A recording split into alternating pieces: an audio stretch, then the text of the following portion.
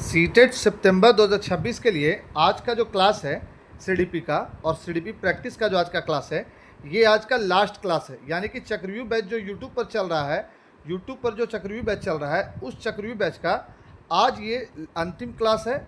और इस अंतिम क्लास में भी हम लोग करेंगे 30 क्वेश्चन और देखेंगे कि किन किन व्यूवर्स का और किन किन सब्सक्राइबर का और किन किन शिक्षक अभ्यर्थियों का 30 में 30 आंसर सही हो रहा है, यानी कि 30 में 30 आ रहा है। आज ज़्यादातर सवालों में हम सवाल का जो ऑप्शन है वो नहीं टिक लगाएंगे, यानी कि ज़्यादातर सवालों में हम ऑप्शन को टिक नहीं लगाएंगे और आपको ही आंसर देना होगा, क्योंकि लास्ट सवाल है, लास्ट वीडियो है और लास्ट क्लास है। तो 9 क्लास में लगभग 270 क्वेश्चन का प्रैक्टिस हो गया है। तो 270 क्वेश्चन के प्रैक्टिस होने के बाद भी अभी भी अगर आप नहीं लगा पाइएगा सही, तो बताइए कि एग्ज़ाम में कैसे परफॉर्म कीजिएगा। और जो लोग हमें फेसबुक पर देख रहे हैं, उन लोगों से भी एक छोटा सा रिक्वेस्ट है कि फेसबुक पेज को सब्सक्राइब कर दीजिएगा। और जो लोग अभी तक फेसबुक पेज से नहीं जुड़े हैं, उनका लिंक हम इस यूट्यूब वीडियो के डिस्क्रिप्शन में डाल देंगे और इस यूट्यूब वीडियो का लिंक आपके फेसबुक वाले शॉर्ट वीडियो के कमेंट सेक्शन में डाल देंगे। ठीक है, तो स्टार्ट करते हैं आज का सेशन। आज का सेशन स्टार्ट करने से पहले आपसे छोटा सा रिक्वेस्ट है कि एफबी पेज को फॉलो कर दें ऐसे ही वीडियो देखते रहने के लिए, और यूट्यूब पेज को सब्सक्राइब कर लें वीडियो को लगातार देखते रहने के। और 1 तारीख से ईवीएस का क्लास चलने वाला है जो खांटी एनसीईआरटी होगा, जिसके लिए आप 1 तारीख से तैयार हो जाएंगे। तो चलिए स्टार्ट करते हैं आज का क्लास। 1 तारीख से नहीं बल्कि 31 से ही, कल से ही, है ना। तो कल से आप लोग तैयार हो जाएंगे। निम्नलिखित में से कौन सा कथन व्यक्ति के विकास की प्रक्रिया के बारे में सही है? विकास की प्रक्रिया एक दिशाई होती है या केवल व्यक्ति के अनुवांशिकता से प्रभावित होती है? विकास की प्रक्रिया में सांस्कृतिक विविधताएं होती है या विकास केवल वातावरणीय कारकों द्वारा निर्धारित होता है? देखिए, सीडीपी को करने का कुछ ट्रिक होता है। अगर आपको सही ऑप्शन पता नहीं है तो गलत ऑप्शन को काटना स्टार्ट कीजिए। विकास के बारे में पॉजिटिव बात पूछा गया है कि सही कौन है विकास की प्रक्रिया में। तो विकास की प्रक्रिया एक दिशाई होती है या विकास केवल तो पहले काट दीजिए। विकास की प्रक्रिया में सांस्कृतिक विविधताएं होती है, यह सही है। या केवल व्यक्ति की अनुवांशिकता से प्रभावित होता है, यह भी गलत है। केवल दोनों गलत हो गया। विकास की प्रक्रिया एक दिशाई होती है, विकास की प्रक्रिया सांस्कृतिक विविधताएं होती है। विकास की प्रक्रिया में सांस्कृतिक विविधताएं होती है। तो ये कट गया। अब बचा ए और सी। तो ए और सी में यहाँ लिखा हुआ एक दिशाई, बल्कि विकास जो है वो बहुदिशाई होती है, बहुआयामी होती है। तो यहाँ पास ए भी कट गया। तो सही आंसर क्या हो गया? सी। ऐसे ही आपको लगाना है एग्जाम में, ताकि जो आप ऑप्शन को सेलेक्ट करते हो वो 100% सही हो और उसमें आपका सीओनेस हो कि जो आप लगा रहे हो वो बिल्कुल सही लगा रहे हो, कहीं से भी कोई एरर होने का कोई गलती नहीं है। और इस बार 30 में 30 आएगा सीटेट के एग्जाम में भी। निम्नलिखित में से कौन सा प्रश्न बच्चों में विवेचनात्मक चिंतन को बढ़ावा देने का उदाहरण है?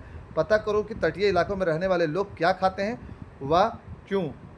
भारत के 10 राज्यों के नाम बताओ। 2 से 10 तक की पहाड़ा लिखो। दी गई कविता को सुस्मरण करो। देखो, जब भी विवेचनात्मक चिंतन की बात की जाएगी तो कोशिश यह करना है कि डाइवर्जेंट थिंकिंग पर बल हो। यानी कि डाइवर्जेंट थिंकिंग अगर करेगा तो बच्चा जब डाइवर्जेंट थिंकिंग करेगा तो ऑटोमेटिक है कि विवेचनात्मक चिंतन करेगा। डाइवर्जेंट थिंकिंग किसको कहा जाता है?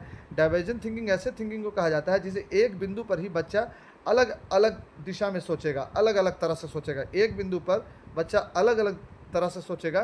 तो ऐसी थिंकिंग को डाइवर्जेंट थिंकिंग बोलते हैं ना। तो विवेचनात्मक चिंतन में आपको डाइवर्जेंट थिंकिंग पर ध्यान देना है। तो देखिए, जो भी पीवाईक्यू टाइप का यानी कि एमसीक्यू टाइप का जो सवाल होगा उसमें डाइवर्जेंट थिंकिंग प्रमोट नहीं होता। तो भारत के 10 राज्यों के नाम एक एक थोड़ा करके 10 लिख देगा। इसमें बच्चा अपने माइंड से कुछ नहीं सीखेगा, सिर्फ जो याद होगा, जो रटे हुआ होगा वो लिख देगा। 2 से 10 तक के पहाड़े, ये भी जो है रटा हुआ लिख देगा। दी गई कविता का सुस्मरण यानी कि कविता को सिर्फ पढ़ देगा।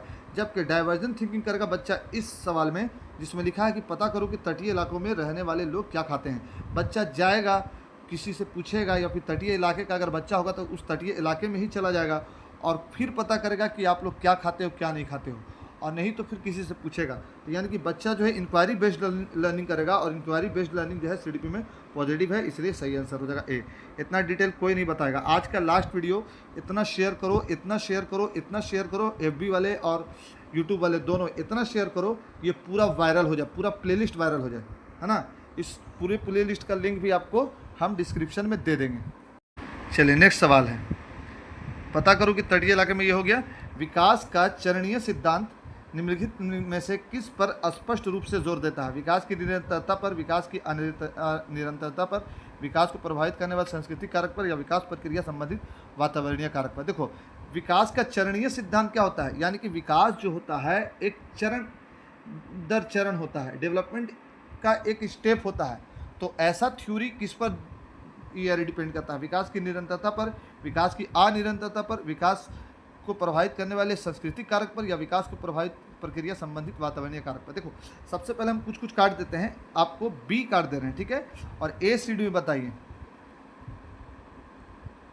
विकास को प्रभावित करने वाले सांस्कृतिक कारक, वातावरणीय कारक और विकास की निरंतरता, ये तीनों में कोई एक सही है, आप कमेंट करो। क्योंकि ये लास्ट वीडियो है तो हम शुरू में ही बता दें, स्टार्टिंग वीडियो में ही, कि आज हम ज़्यादातर क्वेश्चन को इसके सही आंसर को देने को स्किप करेंगे। यानी कि हम सही आंसर नहीं बताएंगे, सिर्फ ऑप्शन पढ़ करके आगे बढ़ जाएंगे, और नहीं तो ऑप्शन को काट देंगे और फिर बताएंगे कि 2 या 3 छोड़ देंगे और उसमें से सही बताना होगा। तो ए सी डी में बताइए, क्योंकि आज लास्ट वीडियो है ना। इसके बाद ईवीएस का क्लास चलेगा।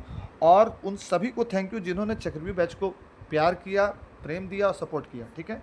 और उन सभी को थैंक यू जो सब्सक्राइब कर रहे हैं हमारे चैनल्स को और फॉलो कर रहे हैं हमारे पेज को। निम्नलिखित में से कौन से कारकों द्वारा विद्यालयों में बच्चों का अधिगम से जुड़ाव प्रभावित होता है? कौन सा कारक ऐसा है जो विद्यालय में बच्चों का अधिगम से जुड़ाव प्रभावित करता है, अफेक्ट करता है? पारिवारिक समाजीकरण, समकक्षी संबंध, सांस्कृतिक मूल्य, या बच्चों का आत्मसम्मान। देखिए, सबसे पहले इसमें देख लीजिए कि कौन नहीं होगा। तो पारिवारिक समाजीकरण तो होगा ही, चलिए, समकक्षी संबंध तो होगा ही, सांस्कृतिक मूल्य भी जरूरी है, बच्चों का आत्मसम्मान भी, सेल्फ रिस्पेक्ट भी जरूरी है। तो सही आंसर हो जाएगा सी, 1 2 3 4 सब, ठीक है। चाय पी लेते हैं। चलिए, जिन प्याजे से रिलेटेड एक सवाल, ठीक है। चाय आ गया है तो चाय पीते पीते ही आप लोगों को कुछ कुछ बता देते हैं, और कमेंट कीजिएगा अपने अपने आंसर को, क्योंकि आज के क्लास में ज़्यादातर आंसर आपको ही देना है, हम नहीं देंगे, ठीक है। हाँ, तो जिन पियाजे का सवाल पढ़ रहे हैं आप लोग बोर्ड स्क्रीन पर। जिन पियाजे के अनुसार पूर्व संक्रियात्मक चरण में बच्चे निम्नलिखित में से क्या कर पाते हैं? पूर्व संक्रियात्मक चरण यानी कि संक्रिया से पहले का चरण, बताइए क्या कहते हैं? प्रतिलोमिक चिंतन, प्रतीकात्मक खेल, अनुक्रमिक वर्गीकरण, या संरक्षण, बताइए। आज लास्ट क्लास है तो लास्ट क्लास में ज़्यादातर प्रैक्टिस आपको करना है, कीजिए। आंसर बताइए, आंसर बताओ। इसका आंसर आप खुद दीजिएगा, कमेंट करो। एक छोटी बालिका प्रतीकात्मक खेल कर पाती है पर अभी दूसरे व्यक्ति का दृष्टिकोण नहीं समझ पाती है और वह अपनी पकड़ से बाहर की घटना। ये सवाल ई मिला करके चौथी बार पूछ रहे हैं, चौथी बार। पूरा सीडीपी के प्रैक्टिस में जो 300 सवाल का प्रैक्टिस है उसमें ये चौथा बार ऐसा पूछा गया है। तो वह घटनाओं की वजह से आसानी से परेशान हो जाती है। जिन पियाजे द्वारा सुझाए चरणों में से कौन सा चरण इस बालिका के वर्तमान स्तर को अंकित करता है? संवेदीगामक। देखो, बालिका प्रतीकात्मक खेल कर पाती है पर अभी दूसरे व्यक्ति का दृष्टिकोण नहीं समझ पाती है, संवेदीगामक नहीं होगा। अब बताइए, औपचारिक में भी नहीं होगा, ठीक है। अब पूर्व अमूर्त में कोई ऐसा सही होगा जिसको आप लोग कमेंट करो, ठीक। हल्का कर दिया आप लोग के लिए। अगला सवाल, निम्नलिखित में से कौन सा अभिलक्षण कोलबर्ग के नैतिक विकास मॉडल में सम्मिलित है? कोलबर्ग ने नैतिक विकास का सिद्धांत दिया था। नैतिक विकास का सिद्धांत किसने दिया था? कोलबर्ग ने। हिंज की कहानी सुनाई थी और उसमें नैतिकता और अनैतिकता बताई थी और मोरल डिलेमा बताया था, जिसको नैतिक दुविधा भी कहते हैं। तो बताइए कि कोलबर्ग से रिलेटेड जो सवाल दिया हुआ है उसमें क्या अभिलक्षण कोलबर्ग के नैतिक विकास मॉडल से सम्मिलित है? नैतिक विकास के चरणों का स्वरूप सार्वभौमिक होता है। नैतिक चिंतन के विकास में निरंतरता होती है। नैतिक विकास एक क्रमिक प्रक्रिया नहीं है, वह संपूर्ण रूप से वातावरणीय कारकों पर निर्भर करता है। नैतिक विकास मुख्यतः सांस्कृतिक मूल्यों पर निर्भर होता है। बताइए सही क्या होगा?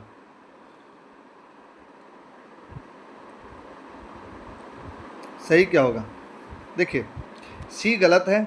नैतिक चिंतन के विकास में निरंतरता नहीं होती बल्कि अनिरंतरता होती है। नैतिक विकास मुख्यतः सांस्कृतिक पर नहीं बल्कि सांस्कृतिक और समाज दोनों पर डिपेंड करता है। सही आंसर हो जाएगा नैतिक विकास के चरणों का स्वरूप सार्वभौमिक होता है, ठीक है। कहीं भी जाएगा तो बच्चा उसी तरह से सीखेगा। 7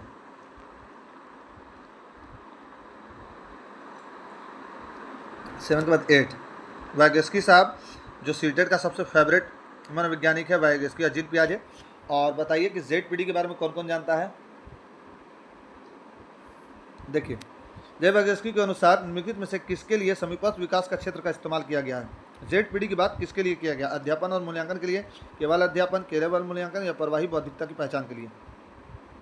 सबसे पहले तो केवल को क्रॉस कर दो, अध्यापन और मूल्यांकन और प्रवाही बौद्धिकता की पहचान, दोनों में से बताइए क्या होगा। देखो, इसको हम थोड़ा सा समझा देते हैं, ऐसे इसको समझाने की जरूरत नहीं थी। जेड क्या होता है? देखो, जेड इससे पहले आप किसी भी चैनल पे पढ़ रहे थे, वहाँ पर आपका क्या होता था कि 82 या 81 आकर के रह जाता था, और आपको जब जैसे ही आप यहाँ आए, सार अकेडमी पर विजिट किए, चाहे आप फेसबुक पेज से हो या यूट्यूब से, कहीं से भी आप सार अकेडमी को विजिट किए, और उसके बाद इस बार जब एग्ज़ाम दिए तो आपका आया 110, यानी कि 100 प्लस। तो यहाँ 80 से 100 प्लस की जो दूरी हो गई वो कितनी हो गई? 30 प्लस 30 नंबर हो गया, 30 नंबर की। यही 30 नंबर जो है वो जेड है। क्या है ये? जेड है। तो जेड क्या है? वैसा जोन जिसमें बच्चा के लर्निंग गैप को पूरा कर दिया जाए, और उस जोन को जेड कहा जाएगा। तो इसमें कहा जा रहा है कि समीपस्थ विकास क्षेत्र यानी कि जेड का इस्तेमाल करना चाहिए। केवल अध्यापन, केवल मूल्यांकन ये नहीं होगा, अध्यापन और मूल्यांकन में होगा ही नहीं।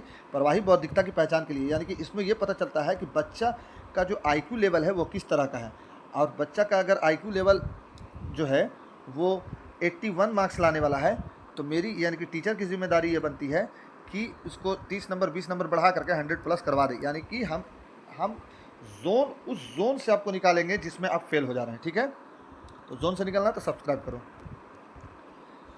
चलिए, एक विशिष्ट संप्रत्याय को पढ़ाने हेतु एक अध्यापिका बच्चे को आधा हल किया हुआ उदाहरण देती है। देखो, आधा हल किया हुआ उदाहरण दे रहे हैं, जैसे हम दे रहे हैं। लेवेगस्की के अनुसार अध्यापिका किस रणनीति का इस्तेमाल कर रही है? जैसे हम कर रहे हैं, बताइए। अवलोकन और द्विंदात्मक अधिगम दोनों हटा दीजिए, अनुकूलन भी हटा दीजिए। देखिए, ऐसा जो कर रही है अध्यापिका, वो क्या कर रही है? पाड़ दे रही है। पाड़ मतलब स्कैप फोल्डिंग दे रही है, स्कैप फोल्डिंग दे रही है, स्कैप फोल्डिंग। जैसे फॉर एग्जाम्पल हम क्या करते हैं, स्कैप फोल्डिंग का एग्जांपल इसी क्वेश्चन में देख लो।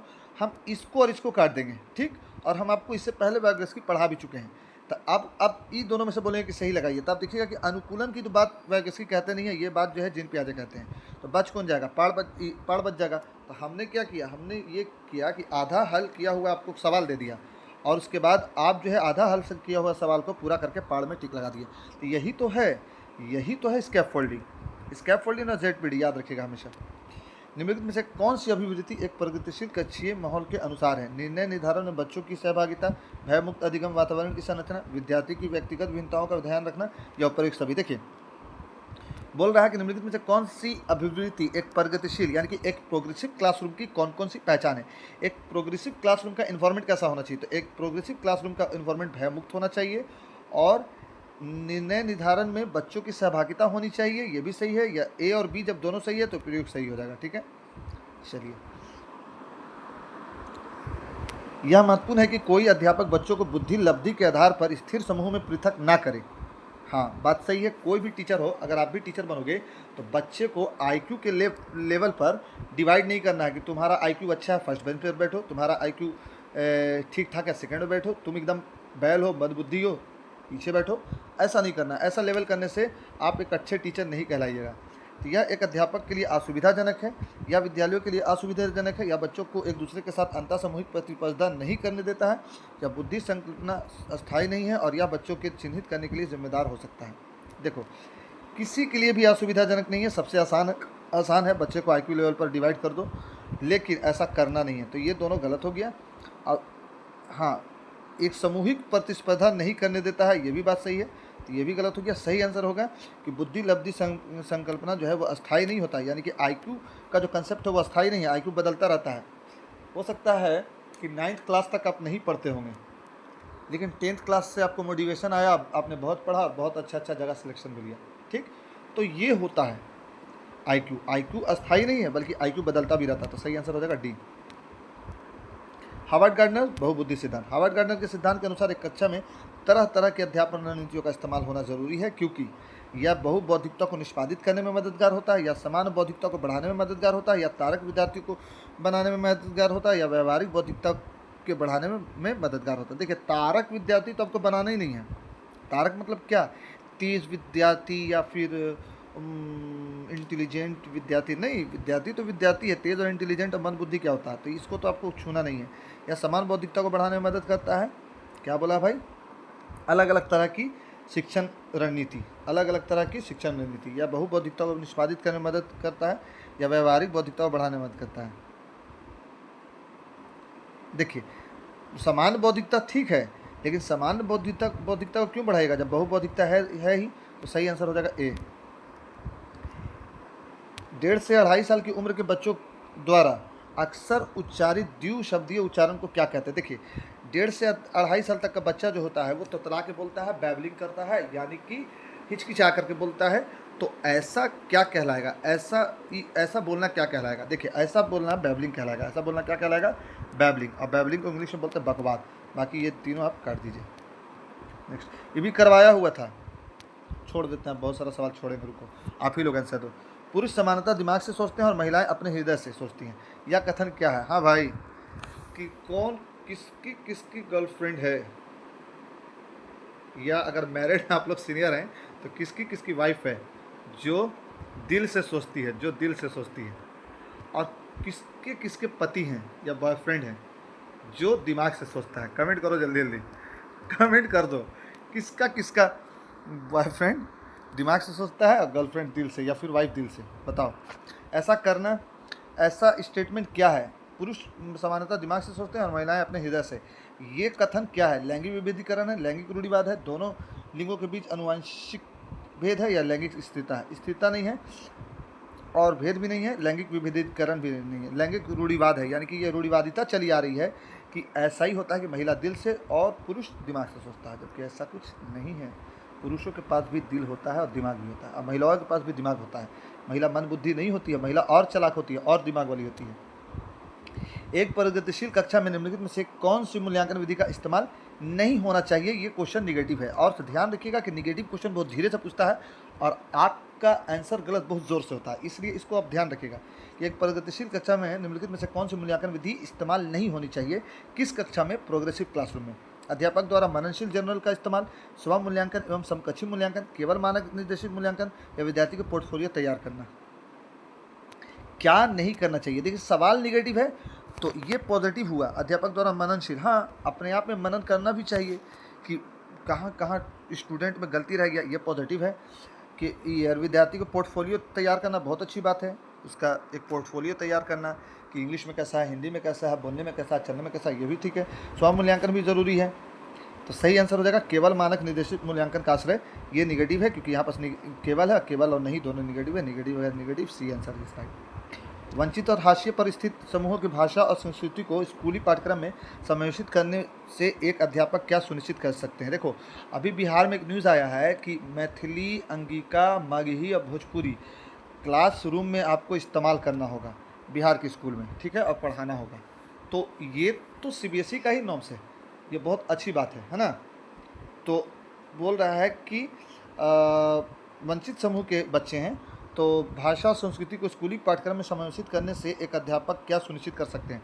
शिक्षा में समानता, शिक्षा में समता, सुविधा वंचित समूहों के प्रति सहानुभूति, विशेष सुविधा वंचित समूहों के लिए व्यावसायिक शिक्षा। देखो, सहानुभूति किसी के प्रति नहीं रखना है, बच्चे का राइट है पढ़ना, उसके प्रति आपको सहानुभूति, सिंपैथी नहीं रखना है। और ये भी गलत हो गया क्योंकि व्यावसायिक शिक्षा आपको नहीं देना प्राइमरी लेवल पर खास करके। समानता और साम्यता में कोई एक सही होगा, कमेंट करो, क्योंकि इससे पहले इसको करवा चुके हैं। अभी मत बोलना कि सर आप आंसर देने से भाग रहे हो, चलो हम बता ही दे रहे हैं। समानता नहीं होगा, साम्यता होगा, यानी कि समानता मतलब होता है इक्वलिटी, जबकि आपको इक्वलिटी नहीं बल्कि इक्विटी पर ज़्यादा जोर देना। तो यहाँ पास हो गया आपको बी। अब हमको लगा कि आप लोग बोल दोगे कि सर जानबूझ के स्किप करके चले जा रहे हैं। अरे हम लास्ट वीडियो अपलोड कर रहे हैं, लास्ट वीडियो में भी आप लोग कमेंट नहीं करोगे, प्रैक्टिस नहीं करोगे, तो बताओ कि इस चक्रव्यूह बैच को चलाने का फ़ायदा बताओ क्या हुआ। कमेंट करो कौन कौन स्टेट से कौन कौन देख रहा है, किस किस राज्य से देख रहा है। पर्याप्त समर्थन प्रदान करने के बावजूद एक कक्षा में एक विद्यार्थी गणितीय प्रक्रियाओं को समझने में निरंतर चुनौतियों का सामना करता है, इसकी वजह क्या हो सकती है। सब सुविधा कर दिए, सब समर्थन कर दिए, टीचर समझा के थक गया, फिर भी बच्चे के दिमाग में मैथ नहीं हट रहा है। बाकी हिंदी, इंग्लिश और संस्कृत और साइंस एसएसटी सब समझता है, खाली मैथ में उसको दिक्कत होता है। तो बच्चा स्वालीन नहीं है, स्वालीन रहता तो किसी सब्जेक्ट को नहीं पढ़ता। आलेखी वैकल नहीं है, वो लिख नहीं पाता। पठन वैकल नहीं है क्योंकि पढ़ नहीं पाता। गणित नहीं समझ पा रहा, इसीलिए गणितीय वैकल है, इसको इंग्लिश में बोलते हैं डिस्कैलकुलिया। डिटेल वीडियो आपके चैनल के अंदर है, प्लेलिस्ट में जाकर देख सकते हैं। आ गई सीटेट की गर्लफ्रेंड समावेशी शिक्षा। एक समावेशी संस्थाओं में एक श्रव्य बाधित विद्यार्थी की शिक्षा हेतु निम्नलिखित में से कौन सी रणनीति प्रभावी नहीं होगी? बच्चा जो है वो सुन नहीं सकता है, श्रव्य बाधित है, ठीक है। तो कौन सा पॉलिसी आपको नहीं अपनाना है? वीडियो चलचित्रों के प्रदर्शन में उपशीर्षकों का इस्तेमाल करना, पढ़ाते हुए अभिव्यक्ति, शारीरिक गतिविधियों और संकेतों का इस्तेमाल करना, मौखिक संप्रेषण के साथ शाब्दिक चित्रित संप्रेषण का इस्तेमाल करना, या संप्रेषण हेतु मुख्यतः मौखिक माध्यम पर ही आश्रित रहना। देखिए, बोला है नहीं। अगर सिर्फ बोलिएगा और इशारा नहीं कीजिएगा, वीडियो नहीं दिखाइएगा, फोटो नहीं दिखाइएगा, सिर्फ बोलिएगा, तो बच्चा सुन नहीं पाएगा, क्योंकि श्रव्य में ही इसको दिक्कत हो रहा, सुनने में ही दिक्कत हो रहा। तो सही आंसर हो जाएगा डी, ए, बी, सी। अब पढ़ लीजिए ध्यान से, नहीं होगा। वीडियो शॉर्ट भी बनाना रहता है ना। निम्नलिखित में से किस कक्षाई प्रक्रिया का विश्लेषण किसी अध्यापक के वंचित समूह के प्रति गठित गुण पूर्वाग्रहों की उजागर कर सकता है? लिंग, जाति और आर्थिक श्रेणी के आधार पर निर्धारित आसन व्यवस्था, अध्यापक व निपुणता उन्मुखी अभिप्रेरणा शैली को प्रोत्साहित करना, अधिगम कठिनता अनुभव करने वाले बच्चों के लिए यथोचित समायोजन करना, बच्चों को शिक्षा प्रणाली के यंत्रवादी पहलुओं का परीक्षण, प्रतिरोध और चुनौती देने के लिए प्रोत्साहित करना। सी और डी काट दे रहे हैं, ए और बी में से सही आंसर होगा, कमेंट करो। चलो नेक्स्ट, क्वेश्चन नंबर 20। कक्षा में सृजनात्मकता यानी कि कंस्ट्रक्टिविस्ट, है ना। तो सृजनात्मकता को बढ़ावा देने के लिए विद्यार्थी को कैसे अवसर प्रदान करना चाहिए? कैसा उसको अवसर दीजिएगा, है ना, कैसा उसको मौका दीजिएगा? विशिष्ट उपलब्धि वर्ग में सम्मेलन के लिए ये उपलब्धि वर्ग में बांट दीजिएगा, मौलिक खोज और सोच की बढ़ावा दीजिएगा, परीक्षा देने को बेहतर कौशल विकसित करने को बढ़ावा दीजिएगा, या आप सारी सोच को बढ़ावा दीजिएगा? देखिए, हम इसमें भी दो ठो काट दे रहे हैं, दो ऑप्शन काट देते हैं। देखिए, परीक्षा देने के बेहतर ये काट दीजिए, और विशिष्ट उपलब्धि वर्ग में सम्मेलन ये भी काट दीजिए। मौलिक खोज और सोच को बढ़ाने देने के लिए अभिसारी सोच, इन दोनों में से आप लोग एक पर टिक लगाइए। सही आंसर यही दोनों में से होगा। चलिए नेक्स्ट सवाल। एक संरचनात्मक कक्षा में बच्चों की संज्ञानात्मक सहभागिता को किस प्रकार सुसाधित किया जा सकता है? बच्चों के, लग रहा कटा हुआ है, इसको नहीं पढ़ते हैं, 22 करते हैं, 22 से सब कटा हुआ है। नेक्स्ट देखते हैं, नेक्स्ट वीडियो, नेक्स्ट इस पेज में अभी 8 क्वेश्चन और करना है, तो यहाँ से हम लोग कर लेते हैं 8 क्वेश्चन। प्राकृतिक पोषण विवाद निम्नलिखित में से, यह भी PYQ है, किससे संबंधित है? अनुवांशिक और वातावरण से, व्यवहार और वातावरण से, वातावरण एवं जीव विज्ञान से, वातावरण और पालन पोषण से। ये दोनों आप काट दीजिए, वातावरण एवं जीव विज्ञान, ये दोनों में से कोई एक सही आंसर होगा। निम्नलिखित में से कौन सी समाजीकरण की निष्क्रिय एजेंसी है? निष्क्रिय एजेंसी यानी कि सक्रिय नहीं, तो बताइए कौन होगा निष्क्रिय एजेंसी? निष्क्रिय एजेंसी, इको क्लब और स्वस्थ क्लब, ये काट दीजिए। परिवार और सार्वजनिक, नहीं, निष्क्रिय एजेंसी बोला जा रहा है ना, निगेटिव। परिवार तो सक्रिय है, सार्वजनिक पुस्तकालय और इको क्लब और स्वस्थ क्लब तो निष्क्रिय एजेंसी। सार्वजनिक पुस्तकालय में शोर नहीं करना रहता है, यानी कि समाजीकरण यहाँ पर कम होगा। इको क्लब भी सही है और स्वस्थ क्लब भी, तो सही आंसर हो जाएगा 4th। नेक्स्ट, वाइगस्की के सिद्धांत में विकास के निम्नलिखित में से कौन से पहलू की उपेक्षा की गई है? यानी कि कौन से पहलू को मना किया गया है और वाइगस्की ने बुराई किया है इस पहलू का? समाज की तो अच्छाई की है, संस्कृति की भी अच्छाई की है, भाषा पर भी वाइगस्की बहुत जोर देते हैं, जैविक कारकों पर वाइगस्की का बहुत ज़्यादा जोर नहीं है, उपेक्षा यही सही आंसर होगा। 1 वर्ष तक के शिशु जब आँख, कान व हाथों से सोचते हैं तो निम्नलिखित में से कौन सा स्तर शामिल होता है? आँख, कान और हाथों से सोचना स्टार्ट कर दिया तो बच्चा जो होगा ना अमूर्त में होगा, ना पूर्व में, ना मूर्त में, इंद्रिय जनित गामक होगा, क्योंकि सेंसरी मोटर स्टेज में ही बच्चा आँख, कान, नाक से सुनना या समझना स्टार्ट कर देता है। चलिए 7, 8 क्वेश्चन है, अब ये सेकंड लास्ट है ये। रिया कक्षा पिकनिक करने हेतु ऋषभ से सहमत नहीं है, वह सोचती है कि बहुमत के अनुकूल बनाने के लिए नियमों का संशोधन किया जा सकता है। यह सहपाठी विरोध पियाजे के अनुसार निम्नलिखित में से किससे संबंधित है? यानी कि रिया जो है वो असहमत हो गई है ऋषभ से, तो बताइए यह असहमति जो है पियाजे के अनुसार किससे संबंधित है? विषमांग नैतिकता, प्रतिक्रिया, संज्ञानात्मक अपरिपक्वता, सहयोग की नैतिकता। संज्ञानात्मक अपरिपक्वता नहीं होगा, सहयोग की नैतिकता भी नहीं होगा, क्योंकि सहयोग तो कर ही नहीं रही है। अब बताइए प्रतिक्रिया भी नहीं होगा तो बच गया कौन, विषमांग नैतिकता। प्रतिक्रिया तो ये दे ही रही है लेकिन पॉजिटिव नेगेटिव ये पता नहीं चल रहा ना, तो विषमांग यानी कि विपरीत प्रतिक्रिया दे रही है। ठीक है, सही आंसर हो जाएगा ए। लास्ट एंड लिस्ट, और आज के बाद ये चक्रव्यूह बैच क्लोज। 1 तारीख से याद रखिएगा, 31 अगस्त से कि चलने वाला है केवी का बुक उठाया जाएगा एनसीईआरटी का 3, 4, 5 का, और पूरा रटवा दिया जाएगा और उसी से सवाल हर साल बनता है सीटेट में, और ईवीएस भी इसके बाद फिनिश हो जाएगा। तो कल से 31 अगस्त से ईवीएस का प्लेलिस्ट आने वाला है, देखना मत भूलिएगा 8 बजे। ठीक है, और फेसबुक वाले फॉलो कर लेंगे और यूट्यूब वाले सब्सक्राइब कर लेंगे। और फेसबुक वाले अगर यूट्यूब पर विजिट करना चाहते हैं तो कमेंट में लिंक है, वहाँ से विजिट कर लेंगे, या फिर यूट्यूब पर सर्च मारेंगे सीटेड बाय सार अकेडमी। निम्नलिखित में से कौन सा स्टर्नबर्ग का बुद्धि का त्रिस्तरीय सिद्धांत का एक रूप है? यह भी बताया हुआ है स्टर्नबर्ग के बारे में भी। व्यवहारिक बुद्धि, प्रायोगिक बुद्धि, गणितीय बुद्धि या संसाधन पूर्वक बुद्धि। देखिए, गणितीय बुद्धि काट दीजिए, संसाधन पूर्व और व्यवहारिक और प्रायोगिक, इन तीनों में से कोई एक होगा, इसलिए आपको ये आंसर खुद देना है।